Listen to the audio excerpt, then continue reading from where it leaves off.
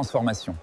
Aujourd'hui, on part à la découverte d'une Bruxelles méconnaissable, et ses rues, ses remparts et cette rivière disparue. Imaginez, vous marchez dans les rues de Bruxelles au Moyen-Âge.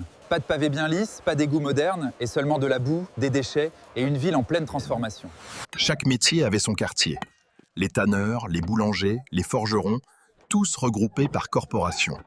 Cela facilitait le commerce, mais aussi le contrôle par les autorités.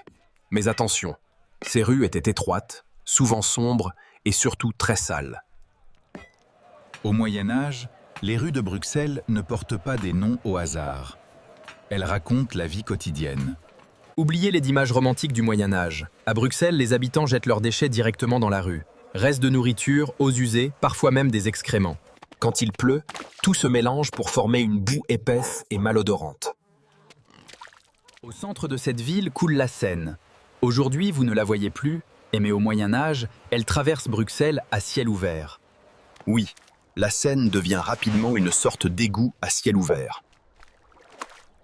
Au XIXe siècle, la rivière sera couverte et enfouie sous la ville.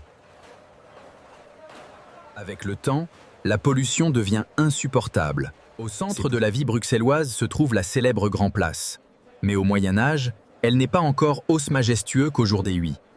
C'est avant tout un lieu de marché, de rassemblement et parfois d'exécution publique. On y vend de tout: nourriture, tissus, épices. C'est le cœur économique de la ville. Pour se protéger, Bruxelles construit une première muraille au XIIIe siècle. Cette première enceinte entoure le centre historique. Elle est composée de murs, de portes et de tours de défense.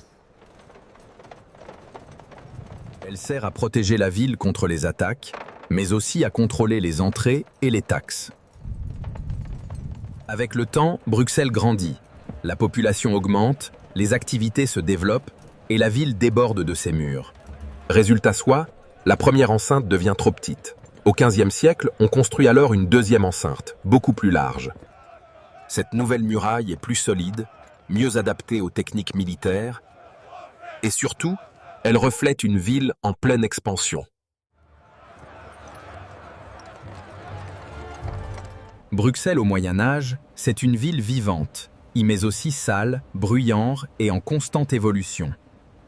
La prochaine fois que vous vous promenez dans Bruxelles, rappelez-vous que sous vos pieds se cache une toute autre ville.